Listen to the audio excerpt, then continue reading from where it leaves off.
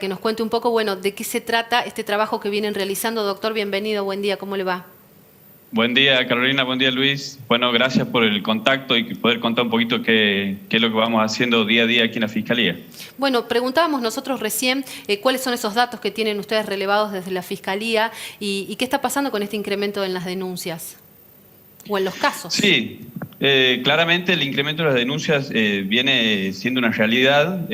Pensemos que hoy se están ingresando unas en el Centro Judicial Capital, no en el sur, sino en el Centro Judicial Capital están ingresando aproximadamente 1.300 denuncias por mes.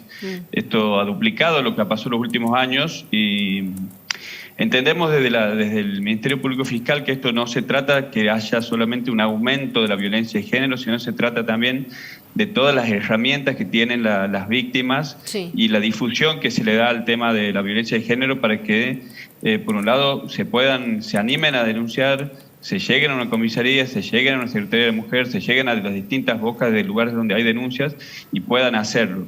Entendemos que ese es uno de los incrementos que hay, más allá que ese análisis lo tiene que hacer un sociólogo, alguien que esté más especializado en el tema, pero haciendo un análisis comparativo de cuando se empezaron a abrir más bocas de lugares donde denuncias y se le brindaron mayores herramientas, se vio incrementada el número, el porcentaje de denuncias, ¿no?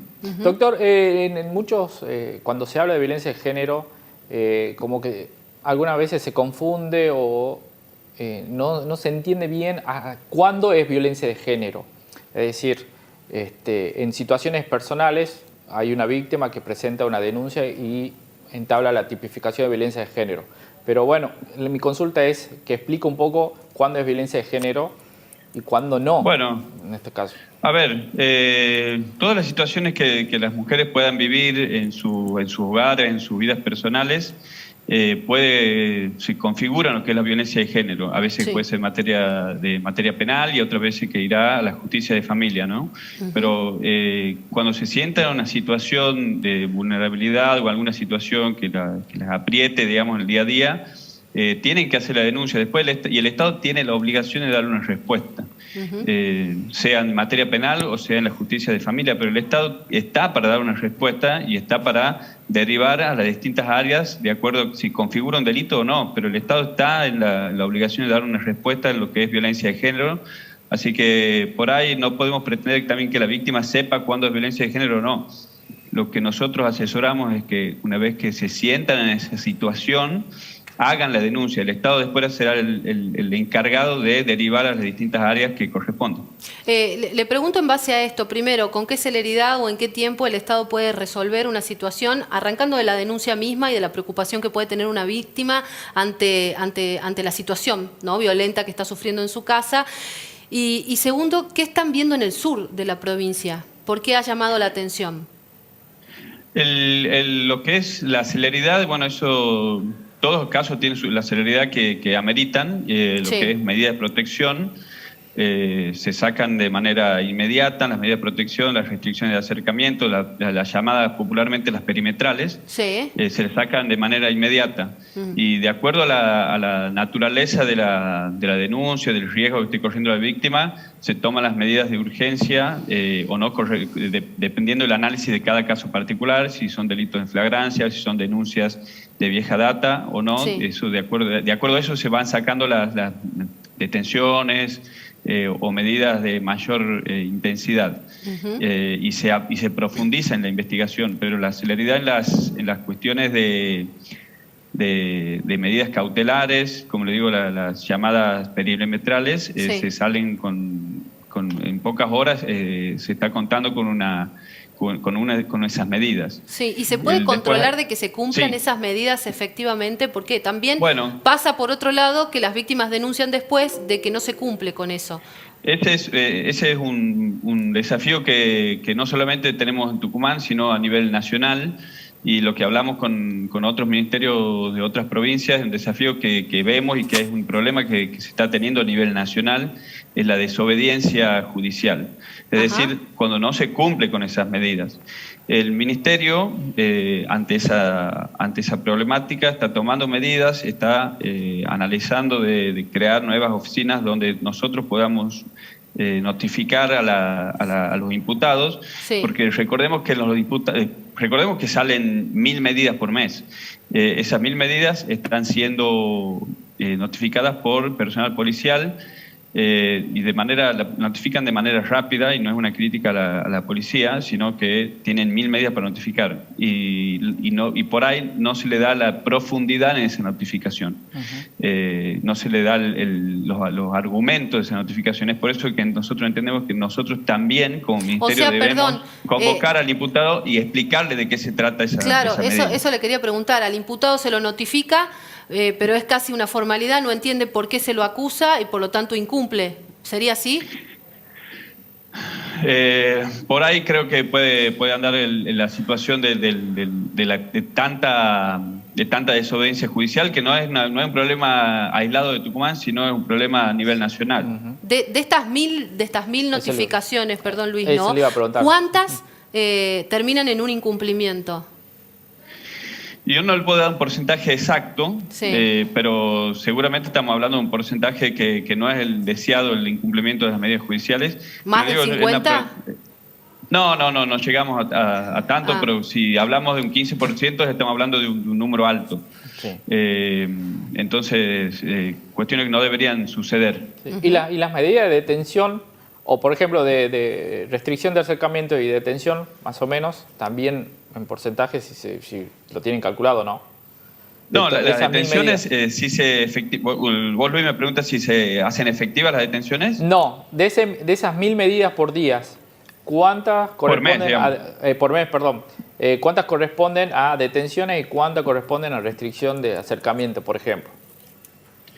No, de las medidas de restricción de acercamiento es una medida de protección que se saca bien y se ingresa la denuncia. Bien. Claro. Después tenemos detenciones que se sacan por delitos de inflagrancia, que son cuando se lo encuentra al imputado cometiendo el delito, que directamente se lo hace a través del personal policial, y detenciones que se sacan después de realizar una investigación. Esas detenciones, yo no te puedo dar un número, sería irresponsable darte un número exacto, no, pero sí estamos hablando de un número alto de detenciones por mes. Pensemos que desde que cambió el Código Procesal Penal de Tucumán, que nos dio las herramientas necesarias para avanzar con esta problemática, pensemos que desde ese momento hasta hoy, que no se cumplieron 3 años todavía del Código, el Ministerio Público Fiscal en el Centro Judicial Capital sacó 740, logró 740 juicios abreviados, es decir, 740 condenas por violencia de género en esta jurisdicción, que es un número elevadísimo. Claro. Recordemos que antes de que ingrese el Código Procesal Penal, el nuevo Código Procesal Penal, prácticamente no había condenas, se prescribían las causas, solamente se sacaban medidas de protección y no se llegaba a una solución de calidad, como se dice, para la víctima, que son las condenas que hoy sí tenemos. Y entiendo también que esas condenas también han influido en muchos otros índices de lo que es la violencia de género, que sería un tema muy lindo tocarlo en otro momento, ¿no? Ajá. Bueno. Doctor, quería volver y consultarle respecto de esta iniciativa de crear nuevas oficinas para justamente hacer este seguimiento. Básicamente, ¿en qué están pensando? ¿Cuándo podrían poner en práctica esto? El Ministerio, más con un tema de género, el ministro sobre todo está siempre atento y la dinámica que tiene esta problemática y el flagelo que sufren las mujeres con el tema de violencia de género. El Ministerio está siempre, como le digo, en esa dinámica, pensando en modificaciones y abierto para poder realizarlas. Este tema se lo viene charlando y probablemente en un tiempo cercano tengamos alguna modificación que nos permita seguir intentando dar soluciones y seguir dando soluciones a las víctimas. ¿Y cómo califica la relación con las áreas o departamentos de los municipios o de las comunas ante los casos de violencia de género? La actuación, sobre todo, y la conexión con ustedes, ¿no? Porque ustedes son parte del sistema. Sí, nosotros somos, como dice vos bien, Luis, somos parte un eslabón más del sistema. Si todos pensamos que somos un eslabón más del sistema, es mucho más fácil y desde aquí, desde el Ministerio, lo puedo decir porque así lo hacemos. Hacemos reuniones de manera muy seguida con los distintos organismos que están relacionados con el delito y entiendo que esas relaciones eso nos fortalecen a nosotros, nos hacen prestar un mejor servicio hacia las víctimas y es la forma que tenemos de dar esa mejor solución. Aquí no podemos pensar que uno solamente es el que cumple un rol, sino que hay muchas partes y nosotros desde la Fiscalía derivamos muchos casos a otras áreas del Poder Ejecutivo, por ejemplo, para que haga seguimientos y de esa manera también nos alivianen un poco el trabajo nuestro y ellos también puedan cumplir su función. Bueno, doctor, le agradecemos mucho por este tiempo al aire, bueno, por estas aclaraciones también, hablando de un tema que es central, ¿no? Y que también, bueno, preocupa mucho, sobre todo cuando hemos conocido hace algunos días las cifras, ¿no?, vinculadas al femicidio, los índices en Tucumán, que van en aumento lamentablemente. Así que, bueno, le agradecemos. Un saludo. Yo le agradezco a ustedes el espacio que nos dan también para contar lo que hacemos día a día y que, bueno, y rendir cuenta a la sociedad de las cosas que hacemos, ¿no? Así que gracias a ustedes. Gracias, doctor. Hasta luego. Gracias. Muy bien. Bueno.